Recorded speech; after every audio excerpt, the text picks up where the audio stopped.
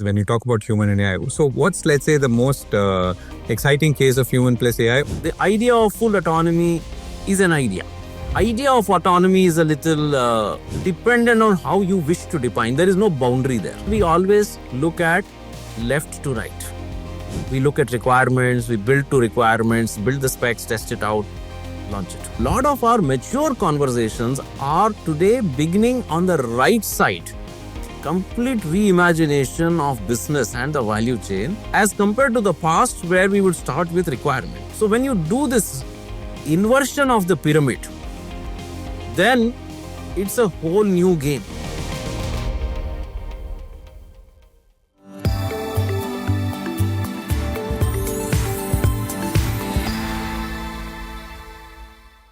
Srini, thank you so much for joining me. We're, generally been talking about artificial intelligence and where it meets physical world, including engineering, manufacturing, and so on.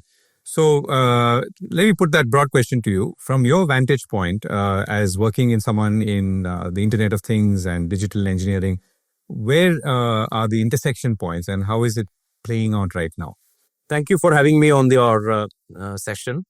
It's a pleasure talking to you.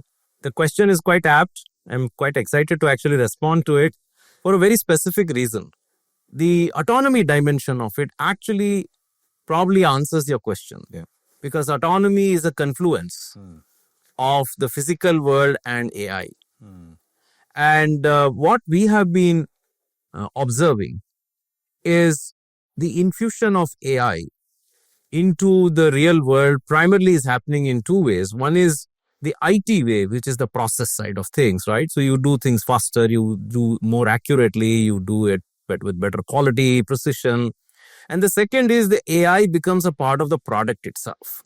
And that's where the engineering dimension or the R&D dimension also gets impacted, because you are now bringing AI capabilities into the product, which you and I at the end of it will experience. So that's a real change that we are observing. So we have to always evaluate both dimensions, the process dimension and the product dimension. Right. So you talked about industrial autonomy. So give us some examples of the kind of work that you're doing, which involves both industry and autonomy. So is it for example, in process plants or other manufacturing locations, or is it outside?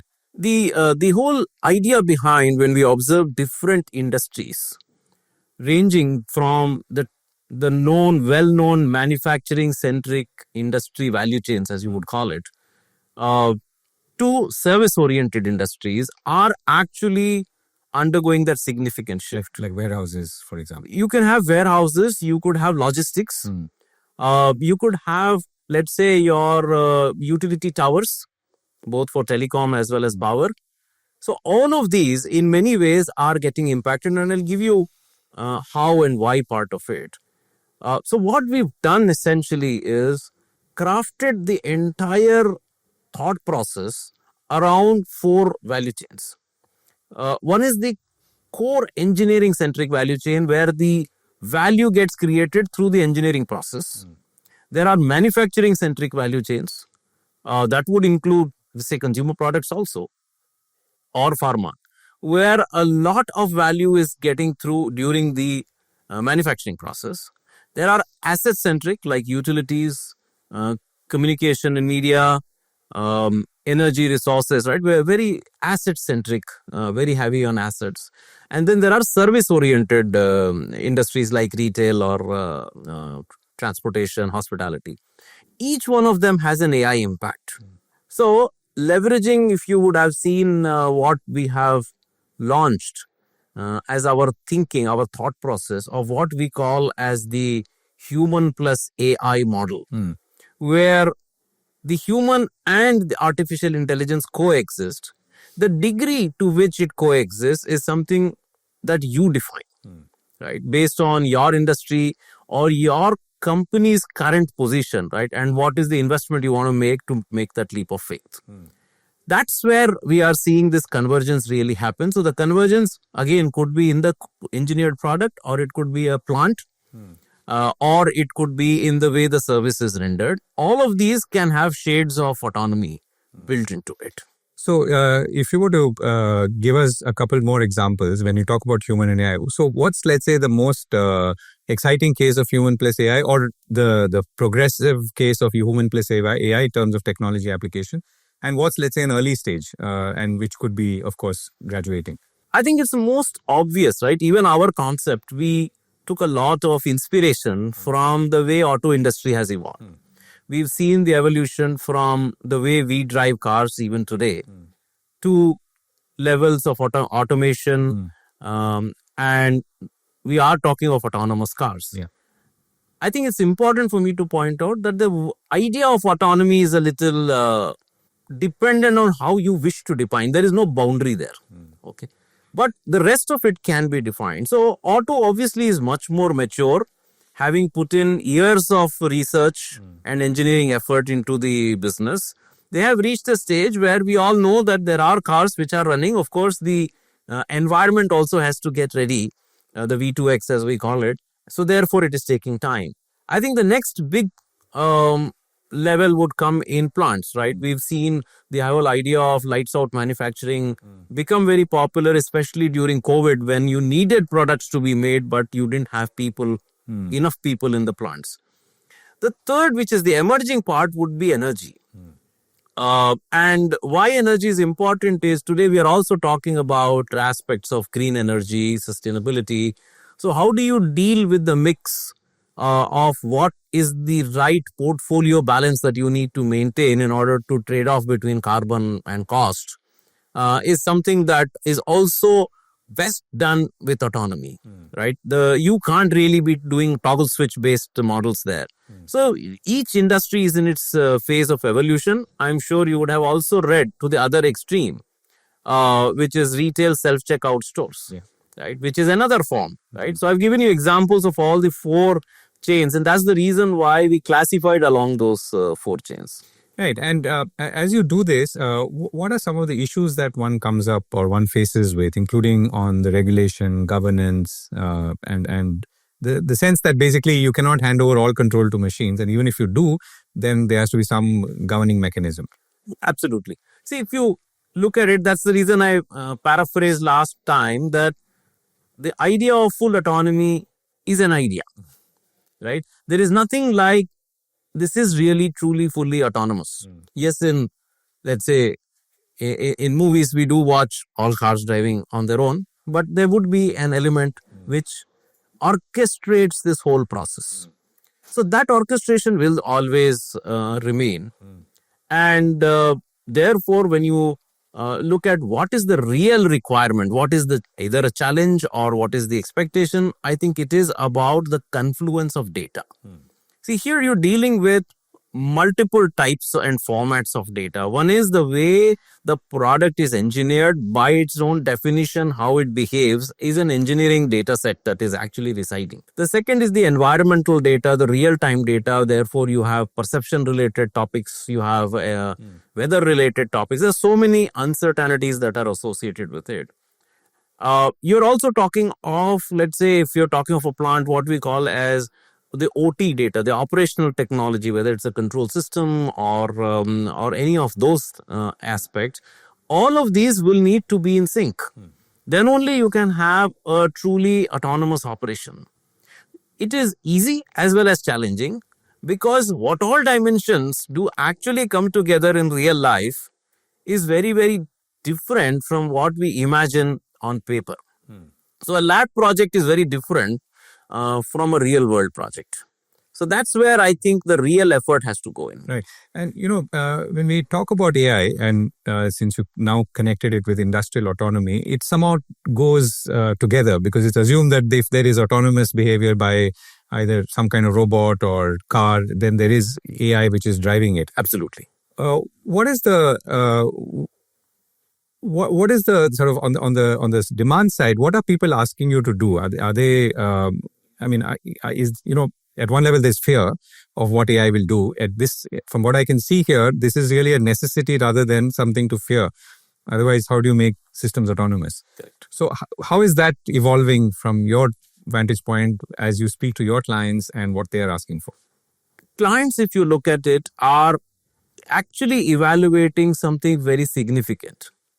And I would call it as redefining or rediscovering what we call as the basis of competition.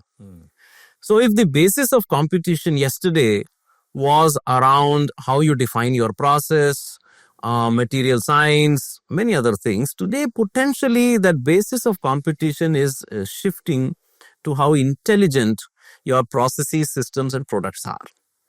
So when that kind of competitive pressure is coming on them, they are not left with a choice but to adapt. Therefore, the most of the dialogue today is around outcomes. So in fact, one very interesting approach that we have ourselves practiced, I myself practice it, is not to use the legacy thought process. Sorry to use that word, but that's where we live in, right? So the legacy thought process, where we always look at left to right. We look at requirements, we build to requirements, build the specs, test it out, launch it. Instead, if you look at the outcomes, right, what do you want to experience in the store today? That has nothing to do whether the trolley is intelligent or not. So you want to experience frictionless check-in and check-out. What all do we need to do to make that happen is what defines autonomy. So a lot of our mature conversations are today beginning on the right side. Complete reimagination of business and the value chain as compared to the past where we would start with requirement. So when you do this inversion of the pyramid, then it's a whole new game. So it requires very different skills. Obviously, we've been through design thinking era as well, and this is real design thinking. Now you have to reimagine how businesses will operate and then work backwards to say how technology will enable that to be realized. And if you look at on the business side, so let's say safety is one driver of autonomous. Very good example, actually. Yeah. What are the others that I know self-checkout has nothing to do with safety, it's to do with convenience. And we're seeing it in India as well in some stores. Yes. So, yes, see, safety is an industrial need. And again, the industrial context varies. It is very intense, let's say, in an oil and gas well or a refinery, a mine, versus, let's say, in a warehouse, a physically complex production environment, or a retail store also will have a safety context. And the ability for the systems to learn what safety means here, right? It could go all the way from, typically we assume there's to be physical impediments relate to safety, or we could talk about gas leaks or any other challenges. So when you put these two together, and what was traditionally called as near miss in the industry when it comes to an incident, right? You would actually record it and then you would build to safety. Today, if you look at it, you can actually completely relook at it, because the system is observing and the system has a learning ability, and therefore it can enable you with alerts of what you should do and what you should not do. But that's, again, as you said, that is one dimension. It comes obvious, and there's a good real value because you are preventing an incident or an event from happening. I think a very good example could be sustainability. I think it is not really felt, but something which we are all concerned about. We do want to be living in sustainable habitats. But it's again easier said than done, because a lot of our power source today is conventional power, but the rate at which most of our power utilities are migrating away into non-conventional gives you a very new lever. Can we, let's say if you were look at a micro community, and in an environment like India, you can form many such micro communities. You have a combination from solar rooftops to you have EV systems, you have conventional power, you could potentially use wind. And when you combine all of these, orchestrating that entire model to make sure that your energy, if you have excess, could be stored and be used by your neighbor, or vice versa, and you would draw on the power of the grid only when it is needed. You could even sell back to the grid. Now, this is a very complex orchestration. And with AI coming in, but more than AI, I would say this is where perfect autonomous systems can actually take control, because you are giving the system the most important requirement, which is make sure that the load factor is maintained at this level, and the trade-off really is between carbon and cost. And these are the equations. So that the human has defined the parameters around which this operation will function, and then the system can run on its own. I think this is a very good potential area in which in which energy shortage can actually be addressed by bringing in different forms of energy. Right. So I think you've given us a good wide set of examples on how industrial autonomy will work. So tell us about the talent side. How are we geared, I mean, not just as TCS, but as a country to meet this growing need, and where do we stand as we look ahead at, I'm sure, more complex demands that will come from customers? It's a very interesting question. I was looking at the Nasscom report that came out, which also talks about this. I think the good part is, the entire ecosystem, academia, industry, everybody understands the need for adapting to the latest methods and tools. So that change has been very rapid. I have the opportunity to see it at close quarters through the younger generation, to understand what they are studying today as compared to what we used to study. And I think the evolution is very quick, which is very much appreciated. Second thing is, a lot of this learning content today is available virtually, right? So you're not bound today by a classroom scenario to say you have to be in a particular place and time to learn. So that is allowing across boundaries, across age. You may be a college student, you may not be a college student, but you can still learn. I think this is exploding knowledge available at consumption price points, which all of us can afford. I think this is what would make this whole ecosystem self-sustaining and not an area of concern, so to say. So I'm sure, obviously, change management, every human being will have his or her own thought process on why, how, when to change. But sooner or later, the ability to adapt is already there. The content is evolving, and everybody would be able to adapt to this situation. So just to supplement that last question, so whether you're an engineer or an engineer, when I say engineer, I mean, let's say a mechanical engineer or an oil field engineer or a petroleum engineer working on solutions for energy or oil and gas, versus, let's say, a computer science graduate.